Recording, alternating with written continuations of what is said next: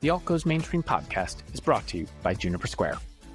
What if managing private equity, venture, and real estate funds could be seamless and scalable?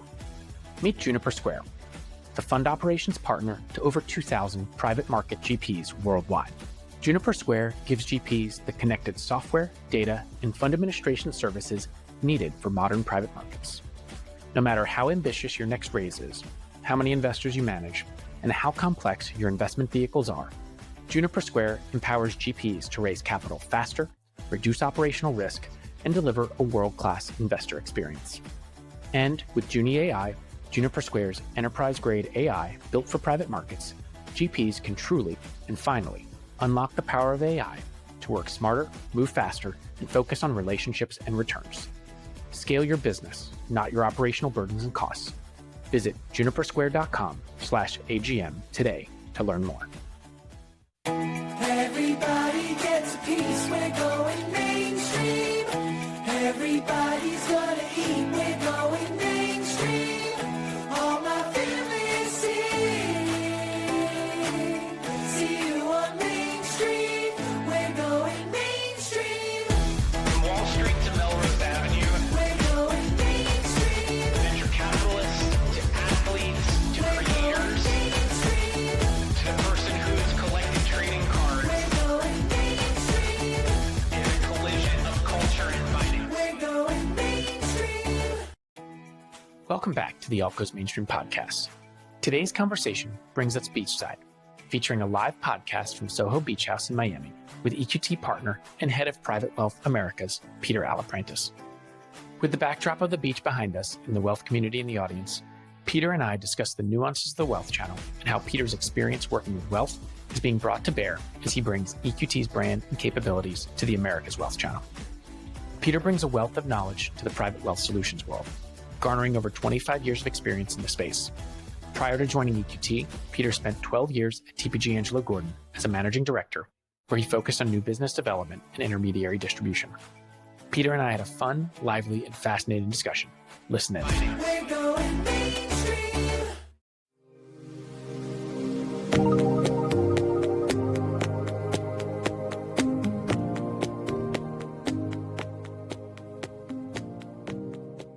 Welcome. Thank you. Great to be here. Great to be here. Great to have you. I think there's so much going on in private markets, also public markets, and how people are thinking about navigating current markets, private markets becoming a bigger part of that, particularly for the wealth channel. Yeah. You've been in this space for a while. Longer than I care to admit to. That's probably a good thing. So how do you think about current environment? If you look at what's happening, especially in the public markets, since April 2nd, which was affectionately termed Liberation Day, we've seen a significant amount of volatility, both in the public equity markets as well as the fixed income markets. When these things happen, investors tend to get nervous, and different investors react differently to volatility in the markets. Some want to be very proactive. Some get very fearful, but sometimes the best thing to do in these markets is absolutely nothing. And it was very difficult from day to day to know what was going to happen. You'd wake up one morning and the market would move one way. The next day there'd be a change by the administration, the market would move the other way. And so when you're trying to make investment decisions, it's very hard to do that when the markets are moving that quickly. And I think this particular market, in many aspects over the last month, right, which is a very compressed period of time when you think about it, right? There were several things that happened that hadn't happened in a really long time. The first is that typically when there's volatility in the market and there's a lot of uncertainty, investors are driven to treasuries and they're typically driven towards the dollar. But what happened this time was we had a selling of the treasuries and a selling of the dollar. And the other thing so that's on the debt side, on the credit side. And then on the equity side, if you looked at a point, you had the S&P drop about 15%, right? But over that same time frame, if you look at the stock 600, which is the European index, right? That only dropped about 7 or 8%, right? And then if you look at the DAX, that only dropped around 1 to 2%. And if we look at today, now, I don't know what it closed today, but the S&P is right around where it was pre-Liberation Day, right? So right around back to where we were. But if you look at the stock 600, that's of about 8%. And then if you look at the DAX, up about 20%. So it's very early and it's tough to decide whether this is a trend that's going to continue, because you've heard a lot about, people shifting and looking for other opportunities outside of the US dollar and outside of the United States and becoming more global in nature, whether it's Europe or Asia, or if it's just kind of a point in time and things will kind of even out a little bit, and then we'll get back to what we had and where we were before. So I think it's early stages, but that volatility has been very disruptive. You mentioned something interesting, which is behavior of investors generally flocking to things like treasuries and the dollar, Yeah. but those assets not behaving in the way that maybe they had in the past. And then you think about the global nature of investing. Yeah. Private markets is also becoming much bigger in Europe and Asia. Yeah. You're a global firm at EQT as well. Has investor behavior changed and more people are looking to places like Europe as a place to invest? Yeah. I think there's two real questions there. One is, yes, I think people are, when you look at the universe of where you can invest, right?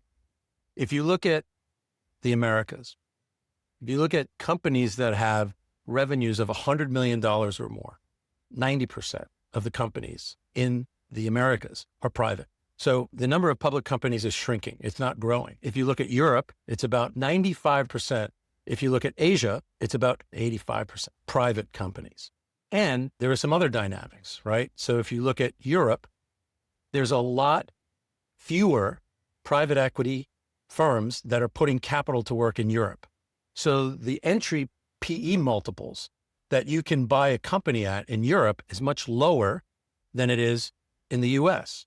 So there's a lot in the US, we always had this term, there's too much money chasing too few deals, right? But that's not the case in Europe. If you go to Asia, it's even more pronounced. So you look at Asia and ex-China, right? Asia controls 45% of global GDP, 45%, right?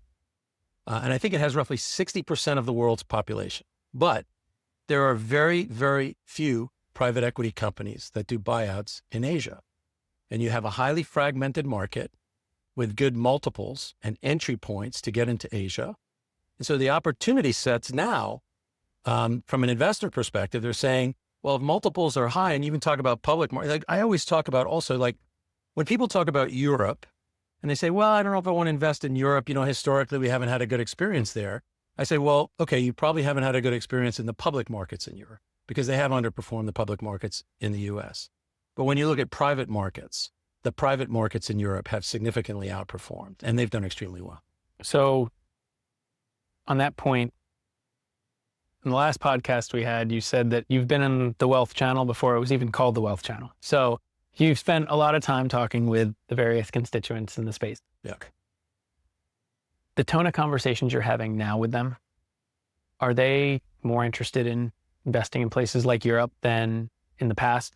And I know you worked at different firms and maybe different products, so it may not be as same conversation, but I imagine there was... Yeah. So this whole concept, of American exceptionalism has been around for a long time, the Magnificent Seven and other, variations of that.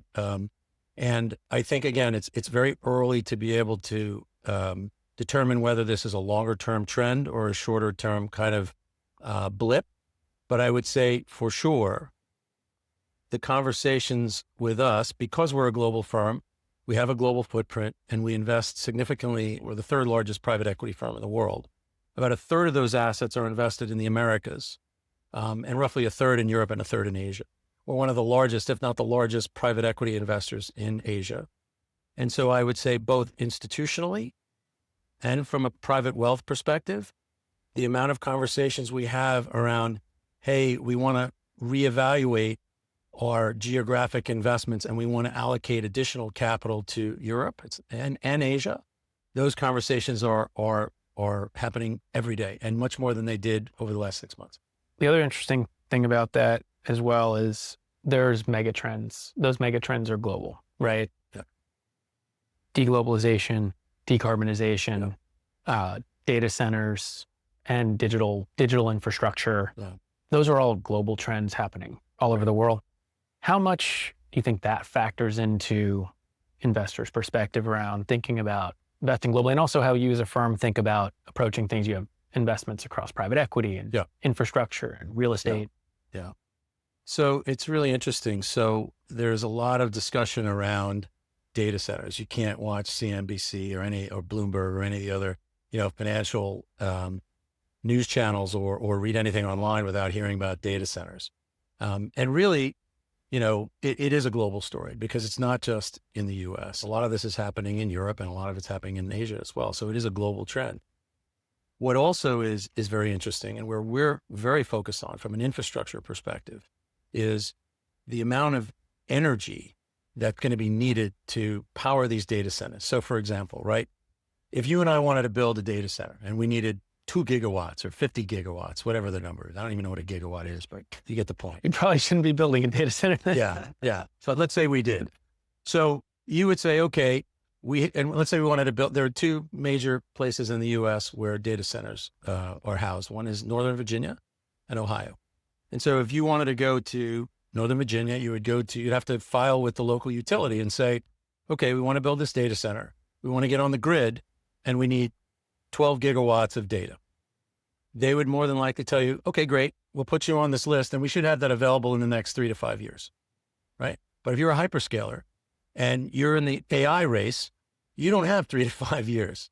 So the reality is, how are you going to create the power and get the energy to power that data center that you need, right?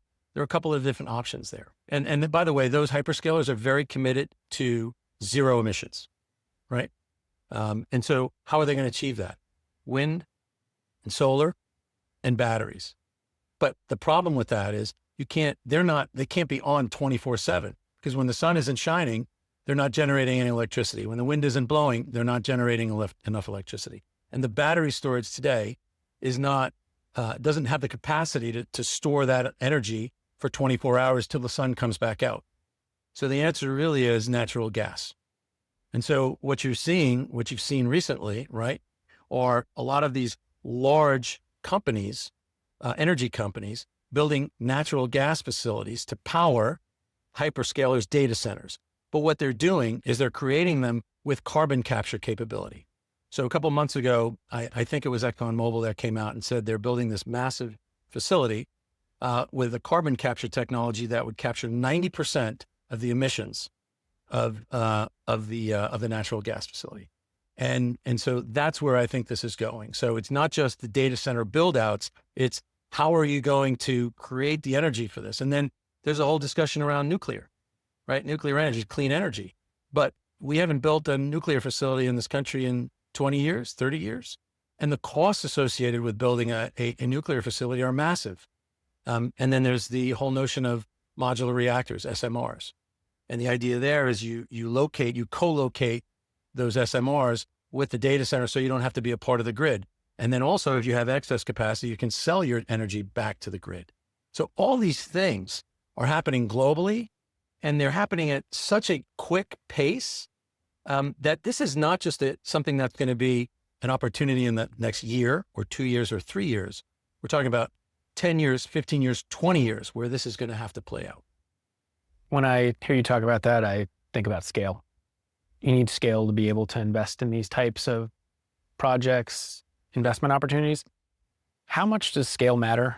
There's also a case to be made for smaller managers in certain categories of private markets, some in the wealth channel, like smaller managers, but where can scale actually be the right way to play private markets? Yeah, that's a great question. So as you know, the evergreen structures have become more and more a part of the lexicon and the investment profile of private individual investors for a whole host of reasons. It eliminates the J curve. It gets you 100% invested in your capital on day one. You don't have to worry about managing the non-committed capital until it gets called, right? We do that for you. But to your point directly, the only way you can really create these structures is you have to have enough origination, size and scale to be able to populate these vehicles with enough deal flow to create diversified enough portfolios so that when an investor comes in, it's not just 4 or 5 deals. You have enough deal flow globally that you can build a fully diversified portfolio that may have 45, 50 or 60 investments across multiple geographic regions, across different, subsectors within private equity or infrastructure or real estate.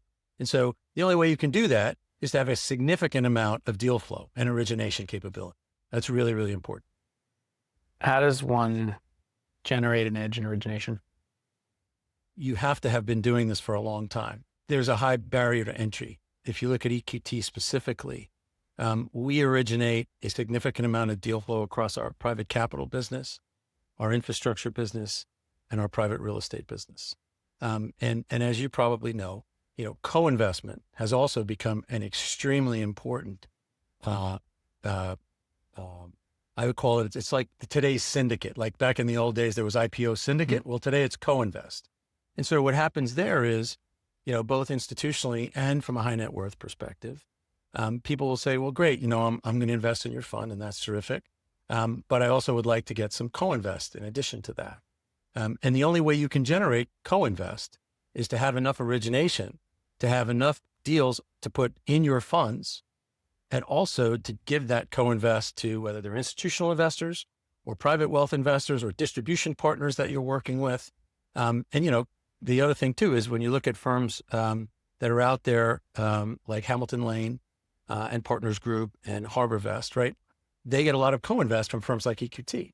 And so we generate a significant amount of co-invest. And so that's really, really important. And you have to have a history of doing that.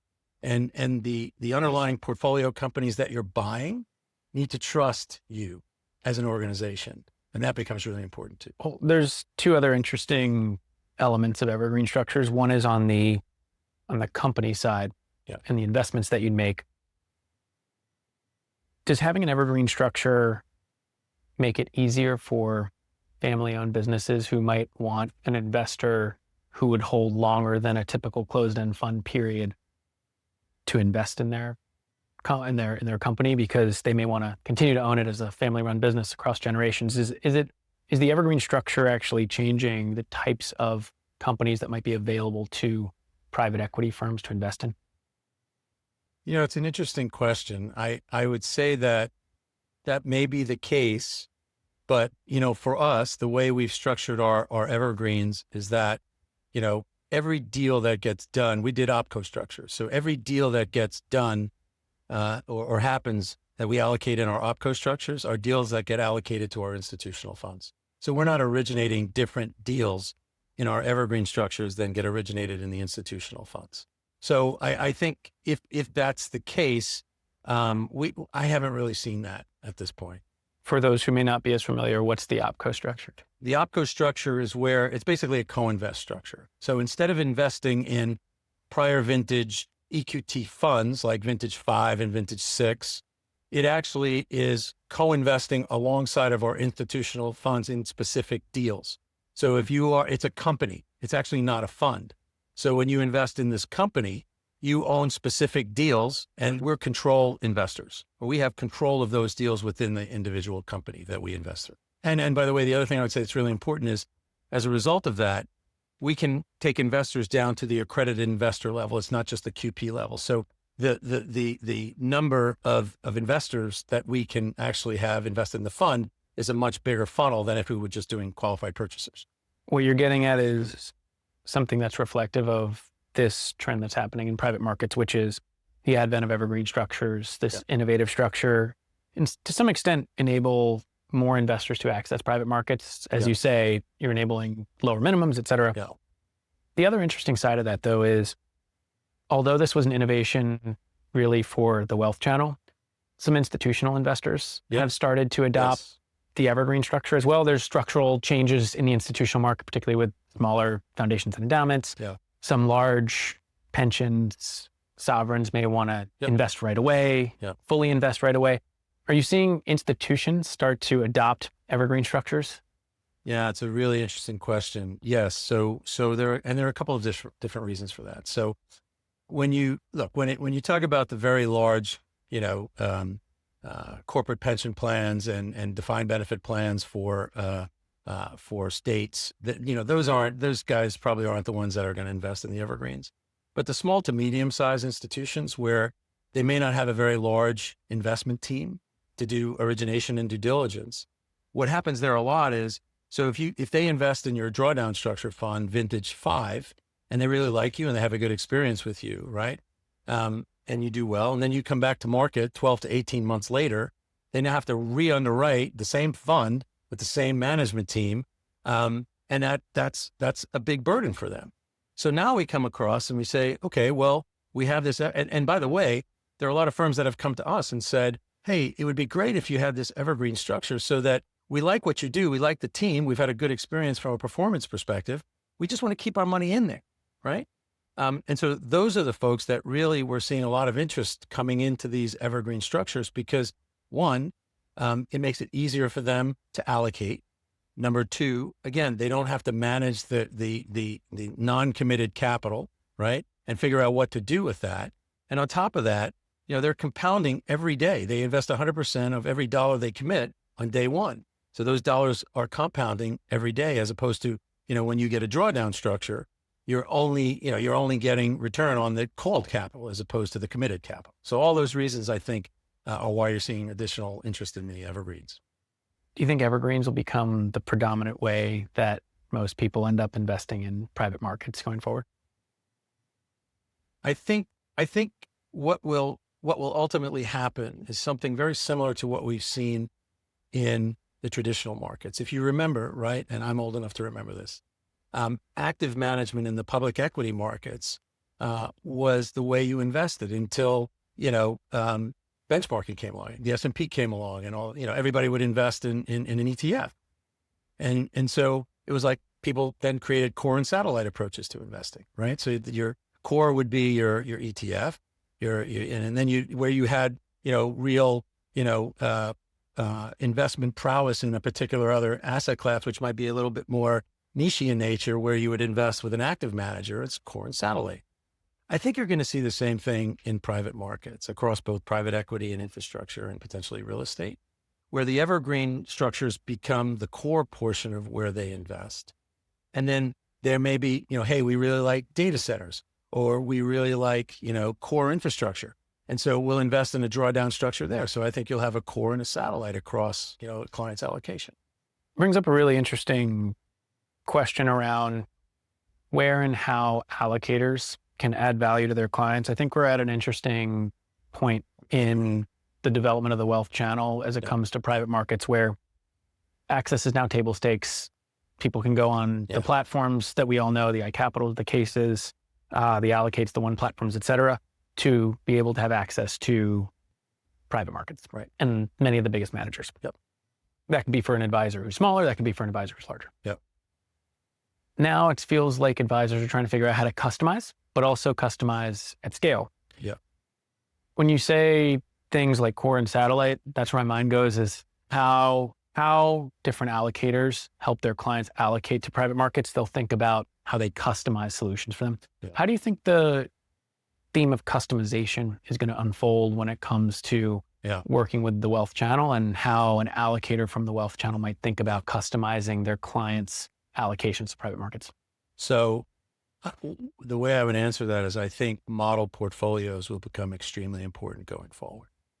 And so whether it's a wirehouse, whether it's a third party kind of intermediary that creates model portfolios, they will create customized solutions for their investors. And it may be just like the traditional models, where here's a conservative approach to private markets, here's a moderate approach, here's an aggressive approach.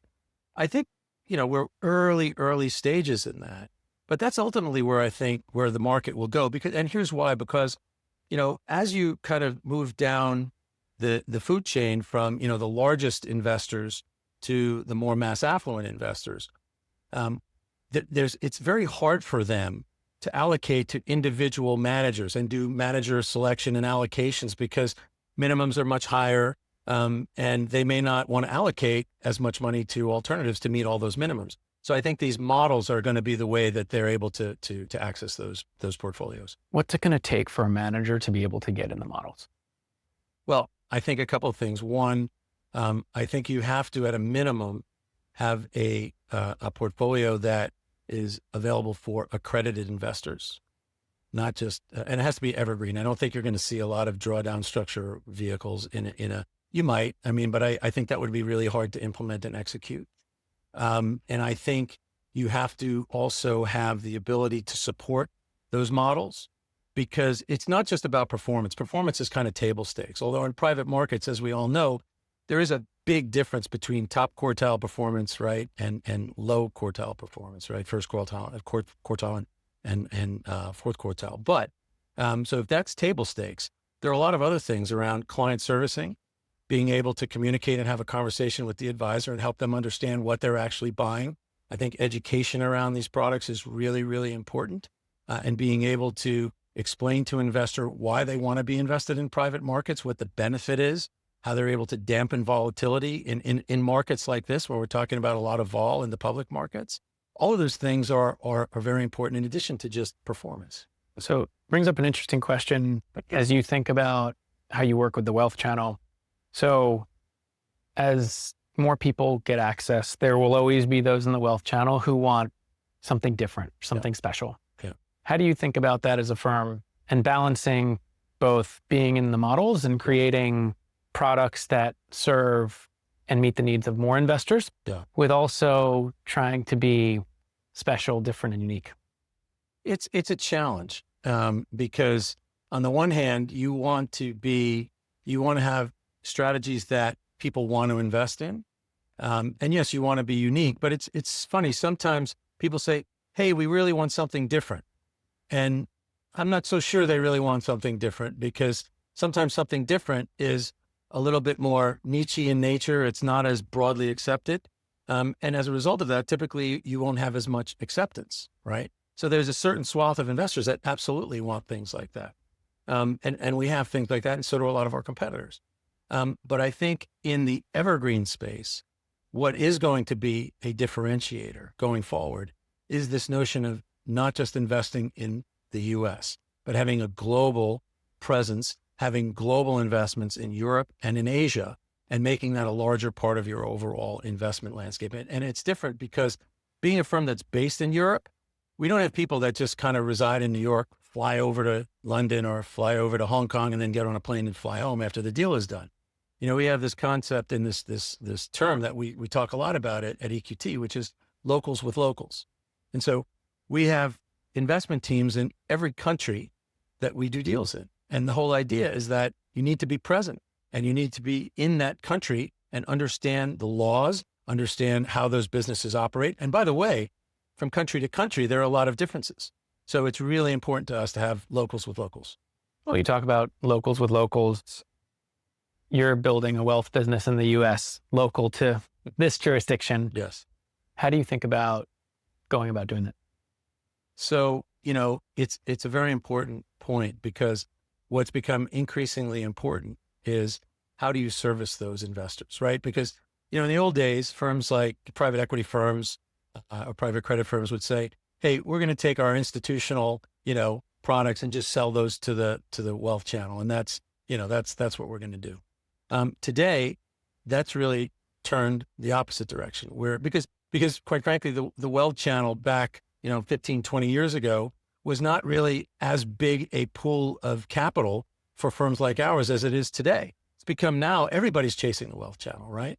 And so, there are a number of different things you have to do in order to be successful there. One of them is, performance, as we said, right? That's kind of table stakes.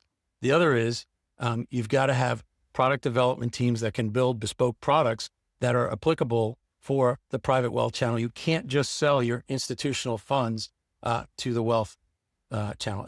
That's not going to work. You may raise some money, but that's not where you're going to raise the bulk of your money. And that's not really what they want. Then so you've got to have sales support, people to be there after the sale. You've got to have an educational component. You've got to have people who, like I said earlier, can talk to investors around why they want to invest in private markets, what the implications are to their overall allocation, and where these investments fit within their overall client portfolio. Then there's also, and people don't talk about this a lot, there's the administrative and operational, component to it, and the servicing to it. Because remember, institutional investors are a much smaller base. When you open yourself up and you start investing or having investors in the private markets channel, there are a lot more investors. And so the servicing of those clients is really important. If you screw that up, that's the problem. Where do you think we are in this journey of working with the wealth channel? You've done this for a long time and worked with the wealth channel. It feels still very early when you think about overall allocation to private markets from the wealth channel, certainly compared to institutions. Yep. Where are we in this process, and what's the window to really kind of get into this space as a firm that's working with the wealth channel? Yeah, I think we're still very early days. If you look at and this is not going to be a surprise to anybody that hears this, the current allocations of private markets to private wealth investors, it's somewhere in the neighborhood of 3 to 5%. And if you look at what it is for institutions, it can go 20%, it can go high as 50%, right? For all the reasons that we discussed earlier. And so I think we're very, very early days in that process. And I think that the way we're going to get from where we are today to where we think we're going to be over the next, 5, 10, 15 years is to continue to educate these investors. And I know we've talked about this a lot, but not to beat a dead horse, but I think that really is extremely important because, for the advisor today and the client today that's not invested in alternatives, they need to understand what the benefits are and why they should invest in alternatives and all of the things that are positive about them, but also, what the limitations are. So we talk about the evergreen structures, right? And one of the benefits of an evergreen structure is that you do have some expanded liquidity that you don't have in drawdown structured funds. But what we always say is, it's not a liquidity vehicle. That's not what it's for. You should be a longer term investor and you should look to hold it for 3 to 5 years because we've seen experiences when there is market volatility where when you need the money, you might not be able to get it. So you have to make sure that if you invest in these vehicles, that you have other sources of capital that if you need liquidity, you can pull it from there. And that's really important. So I want to do a few quick fire questions. Sure. Just get your views in a very, whatever comes to your mind. So strategy in private markets you're most excited about this year and into 26? Yeah, I think there are a lot of exciting areas of investment. I think, if I had to pick, I would say infrastructure is probably where I would say I think we see a lot of the real exciting opportunities. And again, it's not just around data centers, it's around the 3 or 4 kind of thematic themes. One is the digitization of the global markets, the electrification of the global markets, decarbonization.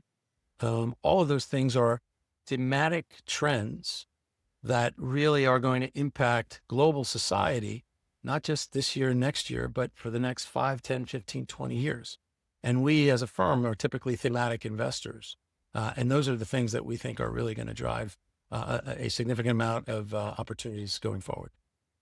Opportunity, also risk. What are you most worried about?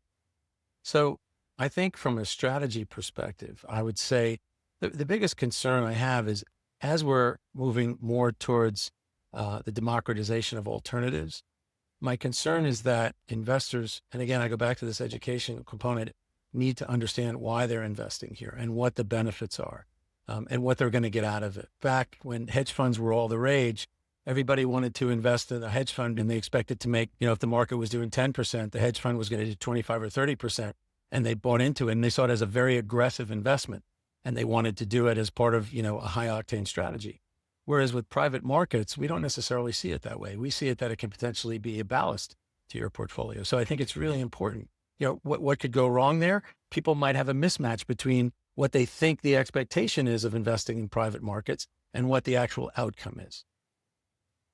What should people use private markets in their portfolio for? So I think it's a number of things, but most importantly, I think it's a non-correlated asset to the public markets because most people have public market exposure. The other thing is volatility dampening. I can give you a personal example, right? So being in the industry, I'm a very big proponent of private markets. So when I look at my personal account through the last volatility over the last month, my private market portfolio held up pretty well. I didn't really have a lot of volatility in my private market portfolio, but when I looked at my public market portfolio, there was much more volatility in that. So they did what I expected them to do. It dampened the volatility in my portfolio.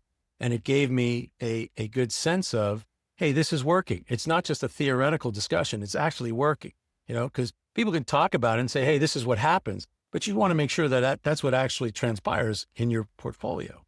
And so I think that's a very important part of it. I think being able to allocate to evergreen structures also is beneficial when you allocate, because it's harder in a drawdown structure to manage an allocation, because when you manage that allocation, do you manage to the committed amount that you're in or the invested amount? And then what do I do with the cash component of it?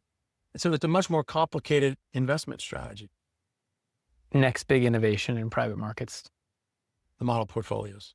I really think that's where you're going to see a lot of innovation. It's going to take a while. We're at the very, very early stages of that happening, but I believe that's going to be a watershed moment. How do you feel about this intersection of public and private? I think it's very interesting because, we're seeing a lot of firms that are trying to figure out how to create allocations between public markets and private markets, and create balanced portfolios. This is what we were talking about earlier, right? Between, public markets, whether it's fixed income or equities, and private markets.